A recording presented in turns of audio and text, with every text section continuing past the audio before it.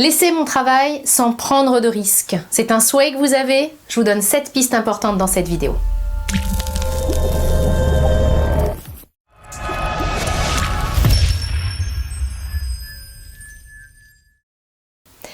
Bonjour et bienvenue, mon nom est Nathalie Martin. Je suis coach en éveil de conscience auprès des hommes et des femmes qui veulent une vie remplie de sens et d'abondance à tous les niveaux. Si c'est votre première visite ici sur ma chaîne, soyez les bienvenus. Je vous invite à vous abonner pour avoir en priorité mes prochaines vidéos et à lire toutes les informations écrites dans cette description. Laissez mon travail sans prendre de risques. Si vous regardez cette vidéo, c'est que c'est vraiment quelque chose qui vous tiendrait à cœur de pouvoir quitter le job que vous occupez en ce moment et en même temps, il se peut que vous ayez énormément de peur et que vous vouliez limiter les risques, voire même les annuler, et c'est ça qui vous a amené vers cette vidéo. Alors je veux tout de suite vous dire que dans cette vidéo, je veux vous donner 7 clés concrètes, 7 étapes pour que vous puissiez laisser votre travail, parce que si vous regardez cette vidéo, c'est que ça vous tient à cœur, tout en minimisant au maximum les risques. Avant toute chose, je veux vous dire que je vous comprends puisque j'ai moi-même été confrontée au fait de laisser mon travail. J'étais fonctionnaire pendant 15 ans et au bout de 15 ans, j'ai posé ma démission. Donc la question de savoir comment laisser mon travail sans prendre de risques, je peux vous dire que je me la suis posée énormément. Donc le premier conseil que je veux vous donner, c'est d'écrire noir sur blanc la raison qui fait que vous voulez quitter votre emploi actuel. Prenez le temps, mettez la vidéo sur pause, écrivez vos motivations. Qu'est-ce qui vous pousse à bouger? Pourquoi c'est important de faire ça? Parce que laisser votre travail, c'est quitter aussi certainement ce qui représente pour vous votre sécurité. Et ça fait peur, on va le voir dans la deuxième clé. Donc, comme ça fait peur, il faut que vous fassiez monter la motivation pour que vraiment vous sentiez que c'est vraiment une évidence pour vous que vous devez laisser votre travail et que ça vous coûte trop cher de rester. Donc, quelle est votre motivation? Pourquoi vous voulez laisser votre travail actuel? Qu'est-ce qu'il ne nourrit pas en vous ou qu'est-ce que vous voudriez nourrir ailleurs? Prenez le temps d'écrire en quelques lignes pourquoi vous voulez laisser votre travail. Deuxième point, prenez conscience que oui, vous avez une partie de vous qui veut laisser votre travail, mais vous avez aussi une autre partie de vous qui ne veut pas du tout quitter votre job. Cette partie-là de vous, c'est cette partie qui se sent en insécurité permanente, qui a peur de manquer. Il est certain que vous l'entendez beaucoup certainement en ce moment, à vous dire que vous allez manquer d'argent par exemple, que vous êtes vraiment en insécurité, que c'est complètement n'importe quoi ce que vous êtes en train de faire.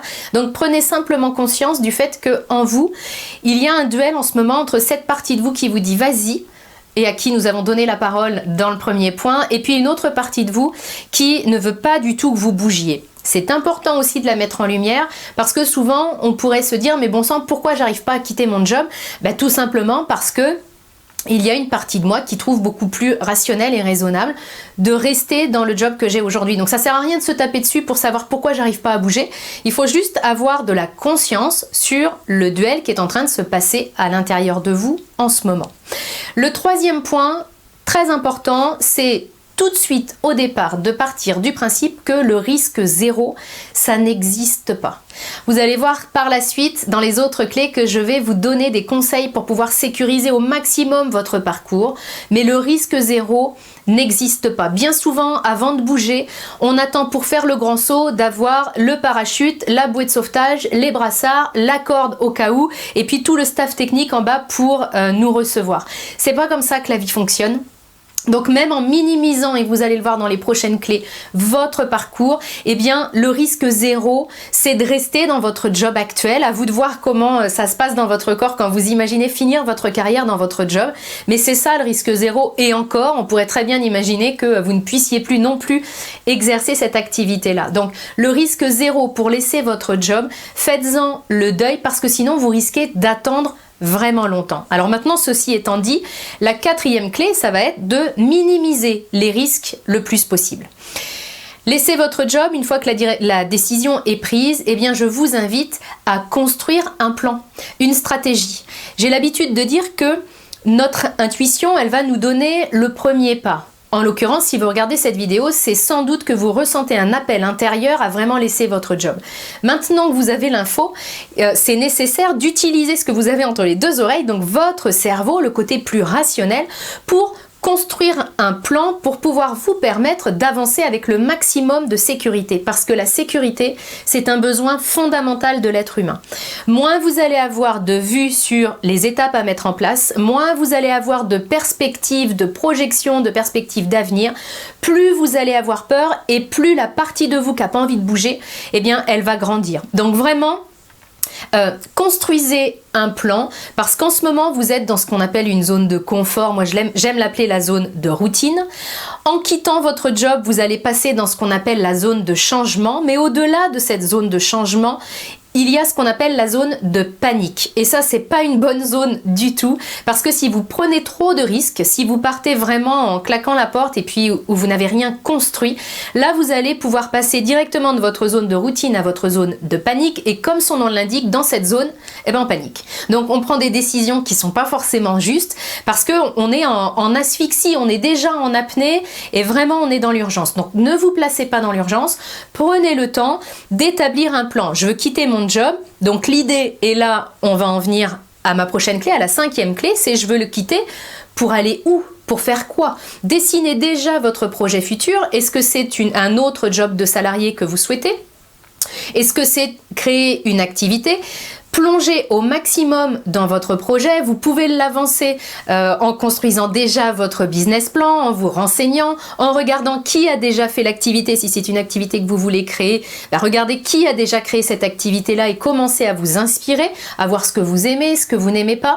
Si c'est un job de salarié, commencez déjà à voir ce qui se fait. Ça va déjà vous donner vraiment beaucoup de légèreté, parce que vous saurez qu'il y a une porte de sortie qui est en train de se dessiner. Et puis encore une fois, ça va vous permettre de gagner du temps et de minimiser et les risques et vos peurs. Donc ça, c'est vraiment quelque chose d'important. Autre point extrêmement important, c'est le 6e, c'est d'explorer toutes les options pour laisser votre travail sans prendre de risques. Bien souvent, on manque de curiosité et puis on commence à se mettre en tête une voie optimale pour laisser notre travail. Ça peut être, en ce moment c'est très en vogue, la rupture conventionnelle. Donc on se dit, voilà, je vais quitter mon job par la rupture conventionnelle, puis quand je la propose à mon boss, il n'est pas d'accord, j'en déduis que je ne peux pas laisser mon job. C'est pas ça. C'est que j'ai pas suffisamment ouvert l'échantillon, finalement, l'éventail plutôt de possibilités. Envisagez vraiment toutes les possibilités. La rupture conventionnelle, c'en est une. Le licenciement, c'en est une autre. Pour abandon de poste, ça aussi, ça se fait. Alors, ok, ça vient chercher des choses qui sont des résistances en nous, mais si ma priorité des priorités, c'est de laisser mon travail, par la porte ou par la fenêtre, je vais trouver une option qui fait que je vais arrêter d'aller dans ce poste-là. Donc, c'est important de rester concentré sur vos priorités. Est-ce que votre priorité, c'est de laisser votre travail? À partir de ce moment-là, on peut le construire. Donc, vraiment, explorer toutes les possibilités. Je vous fais un partage personnel sur ce sujet-là. Moi, quand j'étais, avant de laisser mon job à moi, c'était fonctionnaire. Donc, pour quitter la fonction publique, la voie la plus répandue, et vraiment, c'était monnaie courante, c'est la disponibilité. Je savais que la disponibilité, c'était pas une option pour moi, pour une raison toute simple, c'est que mon poste de fonctionnaire ne me convenait de toute façon plus. Donc, je ne voyais pas l'idée, pour ceux qui connaissent pas la disponibilité, c'est que j'arrête d'aller travailler, mon poste est gardé, je n'ai aucun revenu. Mais je peux revenir si jamais ça se passe mal. Et moi, je partais du principe que revenir dans un truc qui me plaît pas, si jamais quelque chose qui me plaît se passe mal, je voyais pas l'intérêt. Donc, j'ai choisi de me renseigner davantage. Je vous fais un petit partage pour ceux qui sont dans la fonction publique. Et j'ai découvert que on pouvait quitter la fonction publique avec une indemnité. Alors, ne levez pas les cris en disant oh, c'est dégueulasse, les fonctionnaires ils peuvent quitter. Bah oui, parce qu'il n'y a pas d'ACEDIC. On ne cotise pas aux ACEDIC, donc ça veut dire qu'en indemnité chômage, il n'y a rien du tout. Donc l'indemnité couvre juste cette indemnité chômage. Quoi qu'il en soit, je m'aperçois, pour côtoyer énormément de fonctionnaires, que souvent, on ne sait pas que c'est une possibilité. Donc, ne vous enfermez pas, ça c'est le premier point. Explorez toutes les options et surtout, renseignez-vous à des sites, des organismes qui sont officiels. Pas de bruit de couloir. Notamment, moi j'avais entendu que non, de toute façon, je pouvais demander, mais j'aurais rien. J'ai demandé et j'ai eu quelque chose. Donc, ne vous contentez pas des bruits de couloir. On m'a dit que les ruptures conventionnelles, ça se faisait pas. On m'a dit que le licenciement pour faute grave, ça n'ouvrait pas des ACEDIC. Ne rentrez pas dans ce genre de supposition, allez chercher des faits, du concret, parce que sinon vous allez nourrir cette partie de vous qui ne veut pas bouger et qui va être à l'affût de toutes les raisons pour lesquelles vous ne pouvez pas le faire.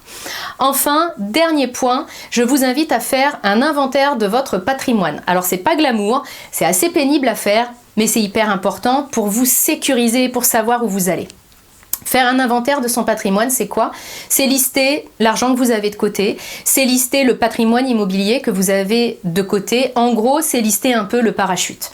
C'est vraiment se mettre à une table et puis se dire, si ma nouvelle activité, ça c'est surtout pour vous si vous voulez créer votre entreprise. Si vous voulez avoir un autre job de salarié, la problématique va pas forcément être la même. Mais si vous voulez créer votre activité, listez votre patrimoine pour que vous puissiez avoir une vue très claire de ce qui va se passer si jamais, dans le pire des cas, vous n'aviez aucun revenu. Si jamais, dans le pire des cas, vous n'aviez pas de revenu et que votre activité mettait du temps à se lancer, eh bien, combien de temps vous pouvez tenir sans générer aucun revenu?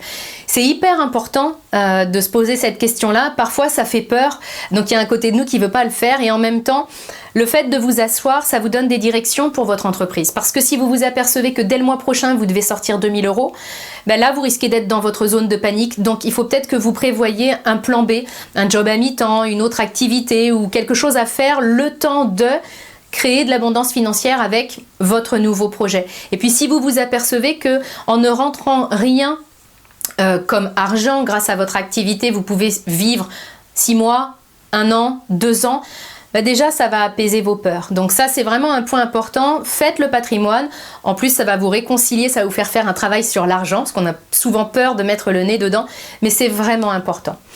La dernière chose que je puis vous dire, c'est que si vous réfléchissez à laisser votre travail, c'est que quelque part, la vie vous tire par la manche pour aller explorer d'autres horizons et vous en avez le droit. Donc vraiment, c'est une permission à se donner d'aller explorer. Si la vie vous tire par la manche, même si vous ne voyez pas tout l'escalier, eh bien, faites déjà, mettez le pas et le pied sur la première marche. Alors, j'enchaîne tout de suite avec ma question coaching pour vous. C'est quoi justement la première marche? Je vous ai donné des clés et des choses à mettre en place. Quelle est la première étape que vous pourriez faire pour laisser votre travail sans prendre de risques? N'hésitez pas à nous partager vos réponses dans les commentaires. Et puis si cette vidéo vous a plu, je vous invite à la partager pour qu'elle puisse également aider d'autres personnes qui se questionnent aussi professionnellement. Et pour aller plus loin, vous pouvez télécharger mon coffret 3 clés pour trouver le sens de votre vie. Vous avez le lien qui apparaît ici et qui se trouve dans la description qui accompagne la vidéo. Je vous retrouve très bientôt.